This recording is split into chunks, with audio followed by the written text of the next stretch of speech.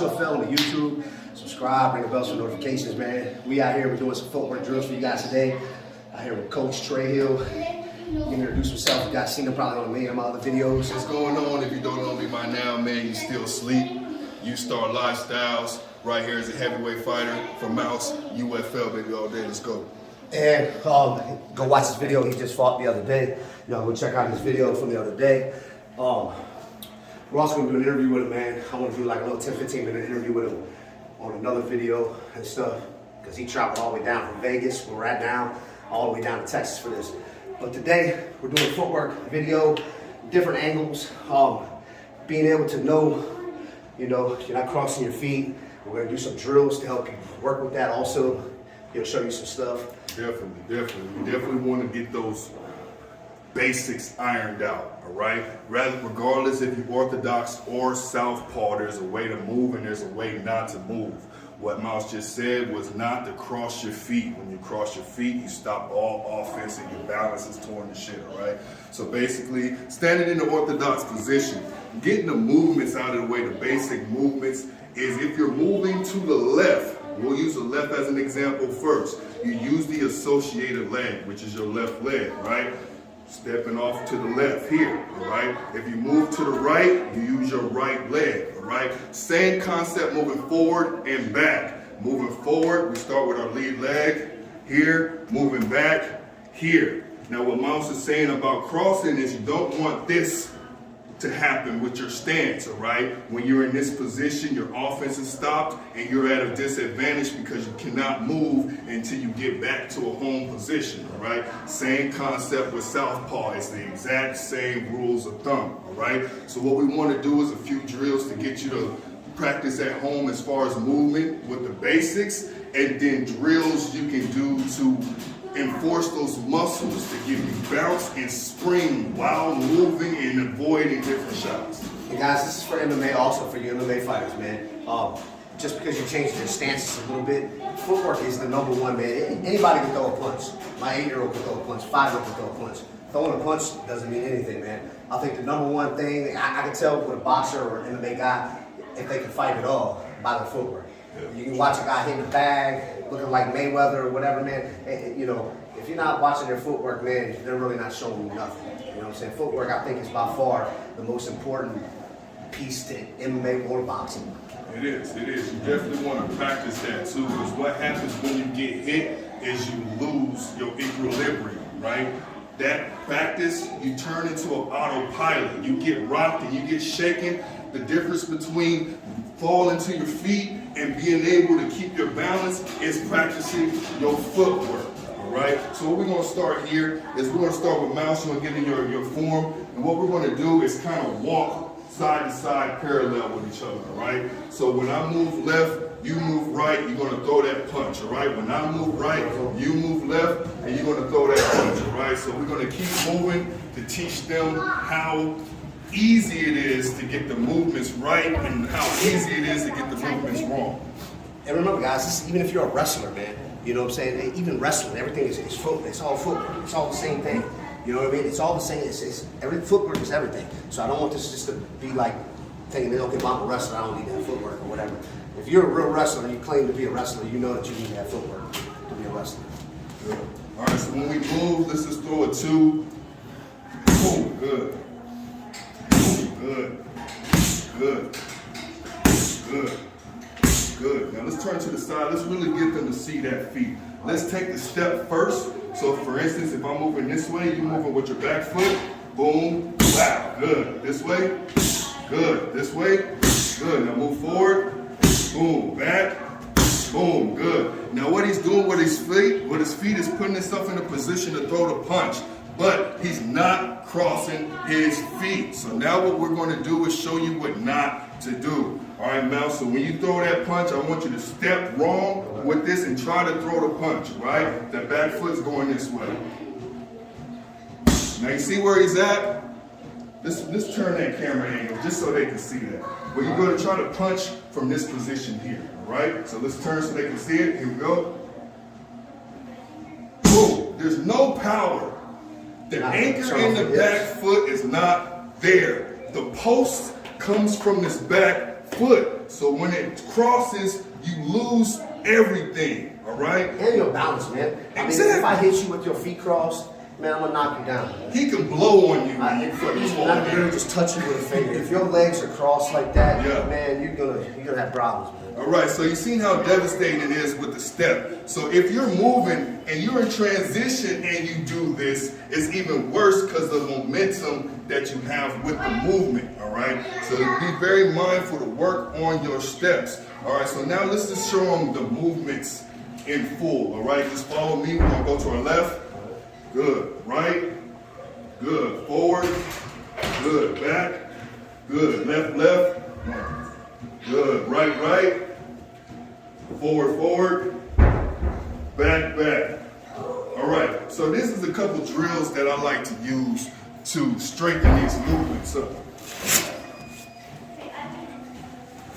The agility ladder is one of the more famous tools to use next to the jump rope. And the reason why I like the jump rope is because it promotes being on the balls of your feet. All right, just get this lesson out of the way before we go to the ladder. The balls of your feet is allowing you to move instantly. When you're flat-footed, you have to move your foot in position to take a step. When you're on the balls of your foot, you're already in position to take that step. So my step is faster being on the balls of my foot, all right? Long range fighters, agile fighters, fighters that need to get away from the shorter, more stockier, brawlier fighters, you have to be on the balls of your foot. Now, flat foot fighters have power because their posture is anchored into the ground. That's why it's called flat-footed or set it flat. There's specific fighters that work with this style, but it doesn't promote movement. So know exactly what you are when you're trying to make yourself into the best you can be, all right?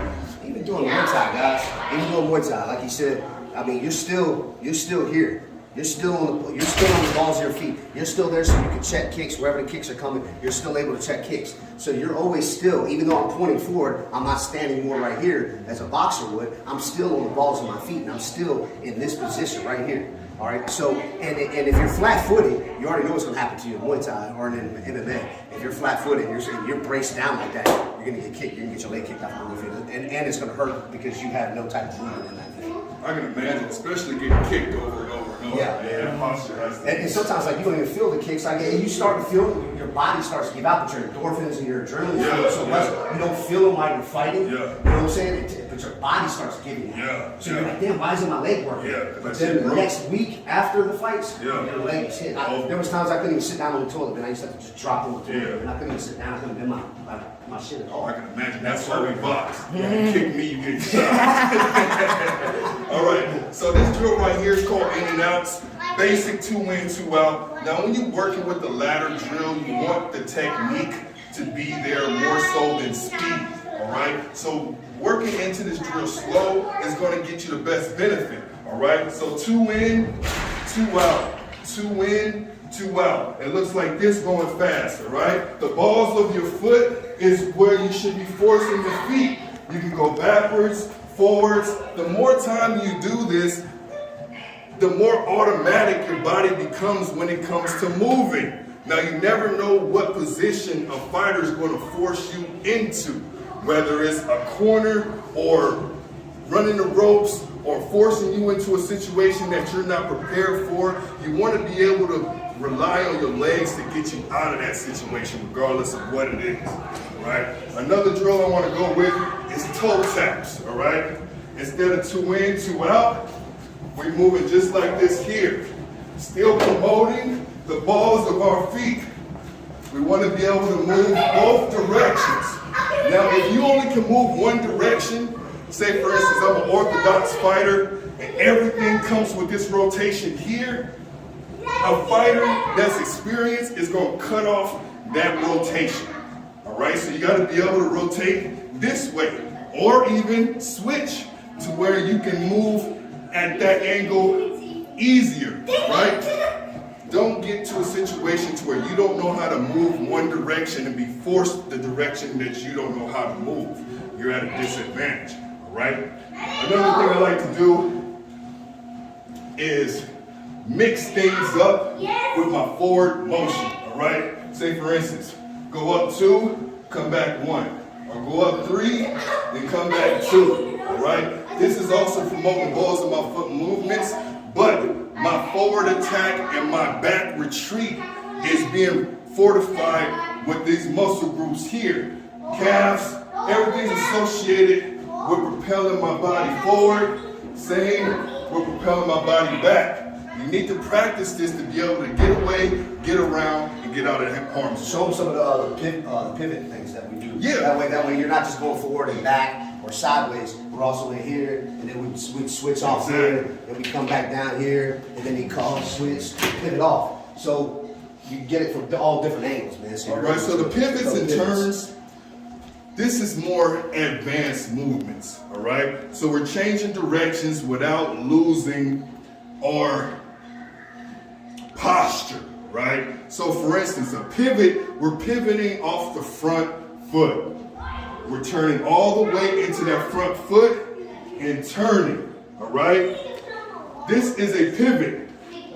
When we get to this point here, we know how to transfer weight and momentum to allow us to turn. Now, what you don't want to do is turn and lose your balance, all right? This is why we practice, all right? Now, shifts are a change in direction, but you're using your back leg as your pivot, all right? So you come in here and you turn it, all right? Instead of pivoting this way, you're shifting, all right? It's a shifting motion. Here, all right? Now you can change your positions, switches. You're actually switching your position from southpaw to orthodox. But be mindful, we do not jump in boxing, all right? So when you're switching your stance, don't let it be a hop. Because if he catches you in the air while you're hopping, to the moon, all right? 2 steps, 1, 2, 1, 2, 1, 2, 1, 2. These are switches. So what we just went over is the pivots. Here, we can get more advanced, switch into it, do a couple different things. Shifts, all right? Shifts, switch, shifts, and then switches, all right? 2 separate steps. 1, 2, 1, 2. And that should be what you're practicing, man. When you're shadow boxing and stuff, and whether you're in the mirror or whether you're outside or whatever, man, I see people that shadow boxing, they're just standing right here, throwing the same old, throwing bullshit or hitting the bag. You're hitting the bag without purpose, man, if you're not using footwork, man. That's why I hate those stationary bags that you can't actually move all the way around. The bags that got the poles on the ground and you just got to stand right in front of the bag. I hate those bags, man. They're a waste of time. If you're just going to stand there and dump like power punch, you're just trying to get some stress off, that's one thing, man. But if you're boxing or you're doing MMA, man, you can't kick those fucking things. You're going to kick the pole. So, and you can't move around the bag when you're boxing, man. When you're shadow boxing, man, you should always moving, man.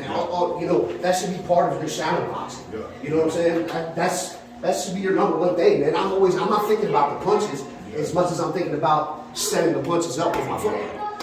So I want to make sure that the whole time is you're shadow boxing, man. You're doing it for a reason. Yeah. You're picturing somebody in front of you, even if you're on the heavy bag or whatever. Everything's for a reason. If you're just sitting there just swinging away, you're doing it for nothing, man. You're not making yourself any better. Well said. What he just said, man, complete goal. Setting the punch up, all right? It doesn't get no better than moving into the spot you want to move to, especially fighting against an orthodox fighter. Go ahead and line up orthodox. Now, me being a southpaw fighter, if we were engaged in a fight, the battle before the hands is the positioning. So he's going to get his foot on the outside. What this does is open up his range for his power coming straight down the middle, right? Now, if I win this fight, he's at a position to catch my power straight down the middle, all right? So coming down the footwork, if you don't have your feet right, and every time he loads up, he steps out, and you catch that right hand, you got every ounce of his body weight behind the punch. You got to learn how to step out of that, turn off, switch the positions, and continue the movement, all right? Same concept, vice versa, all right? So when you're in an orthodox position, the battle comes from this here, this line up here, all right? So him being a shorter fighter, his lineup, he wants it here. So if he's inside, go ahead and step inside. What the hell am I gonna do? There's nothing. I'm trying to fight for positioning, all right? So my lineup is here. Once I get this here, this long range here, I know I can throw this hand at full extension. If I don't have full extension, I don't have no power. So now we're getting into the physics behind the movements, all right? Another thing I want you guys to understand is lateral movements, all right? We can move forward all day. We can move backwards all day. We walk forward. We don't walk sideways. So these muscles here, the whole lumbar, the waist, the lumbar pelvic complex here is very important in the sport of boxing because lateral movements set you up for offense. It's not the retreat. It's not the advance. It's a step to the side. Why? Because you take your opponent off of the center line, all right? You're off of the center line, so all his punches that's coming straight down the middle become obsolete. You just have to pinpoint and get your timing correctly, all right? So when we're working on those lateral motions, we want steps. Where's the other color? Right, look. We want steps. This drill right here, I run my amateurs through, and we get the muscle group working in the lateral motions, all right? Just like that there. What you want to work is your side stepping, just so you can get out of the way and right back to the offense. You want to show them that welding reset real quick? Yeah, we'll do it on the body. All right, so what I'm going to show you guys is something I like to use. It's called a welding reset. It's an inside pivot turn. I want to show you this because you can turn this into any type of rotation. You can manipulate it any way you want to. Once you learn the concept, you can turn both ways. And I want you guys to understand how you can use a change of direction into setting up the offense, all right?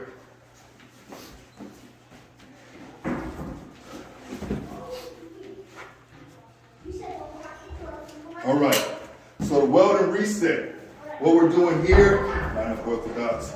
We're gonna throw the hook, step in and around, all right? One more time, let's turn that camera angle. We're gonna throw the hook here, boom. This front leg is gonna step, and the back leg is gonna wrap around. The objective of this move is to get behind your opponent in such a fashion you force him to turn, all right? When I turn back in position, I'm turning into whatever you want to hit me with, all right? So Mouse, let's go ahead and move this out of the way. That's good. So you're gonna throw here, lead leg over, back leg around. Now you see where you just turned? I want you to turn a little bit deeper just so they can see where you're at. And hold. Boom. Now you see where he is right there? I literally have to turn into him to get my position back. And I can keep on walking around. Exactly. So once I'm back here, boom, I can keep on going. Keep on turning around. That's footwork. That's all footwork. The devastating part of this combination is not the hooks that he's throwing, even though it's getting the job done. That's just the setup. The foot after the setup, all right? So here, what we're gonna do is just hold it after that first turn, and I'm gonna show them me turning back in position, and you can just hit me with whatever you wanna hit me with. Boom. Now see where you get? Hold it right there. My position is here. I cannot throw any offense here. The only option I have is this long hook here, which he's probably gonna roll because he's gonna see it. Now when I turn, see where I'm at? I'm turning into it. When this punch comes over the top and I turn into it, I'm turning into the punch, all right? So this is called a welding reset. You throw the punch, you step over and turn around your opponent, all right? One more time, let's show one more time. Bam, you see where he's at? He's behind me. It's the worst possible positioning for me to be in. Complete gold for you. And that's what Mike Tyson did out the welding resets. And taller opponents and stuff like that, man, it's gold especially for shorter fighters. To get underneath taller guys, man, that's a good drill. Yeah. You're definitely in bad shape, man, if you're the taller fighter and you get somebody that can move like that. But not only with those different demographics and height, you could be the same size and move just as efficiently and get the same benefits. So work on your movement, frontal, back, lateral motions, pivots, turns, switches. You should be having a full arsenal at your disposal when it comes fight time. This is the most important stuff, man. Footwork is the most important thing, man. So I'm actually gonna title that video that most important thing in life. Yeah. That's the title of the video right there. I'll second that. We gave you guys a lot of stuff, man. A lot of gold, man. We broke a lot of stuff down. Ain't nobody on YouTube that motherfuckers is giving you 5 minutes or 2 minute videos and shit. Free. We're giving you a rack of shit right here, man. And every video we do, we're giving you a bunch of different stuff that you can train at home with and stuff like that, man. And this ain't no flashy shit. We right here getting it in, man. We've been here all summer getting it in out here. You know what I'm saying? So that's what we're doing. We got big fights coming up. We got the 18th coming up down in Texas, down in Dallas. We got Dallas versus Detroit on the 18th. We have some Bronx dudes, Super Villain versus Savage. It's going to be on the 20th of February. Both of these are going to be there. You do not have to be from the Bronx or Detroit to come and fight, or from Dallas. Everybody is welcome to come out here and fight at these events, man. So just show up, look at my community boards for the addresses to these fights, man, and get on our Facebook group page. It's an official group for UFL fighters, so you can really see all the dates, times, and locations of everything that we post, man. And holla my boy, Coach Strayhill. He's got his own YouTube, Instagram, and give you that. Yeah. U-Star Lifestyles. You can see me on Facebook, Trayhill Williams, Instagram, Trayhill U-Star Williams. Like I said, man, UFL, we here now. We migrating to the West Coast. If you're not part of this movement and you feel like you've been sitting dormant and you want to prove yourself, man, even if you're not a fighter, you can come out and get some training.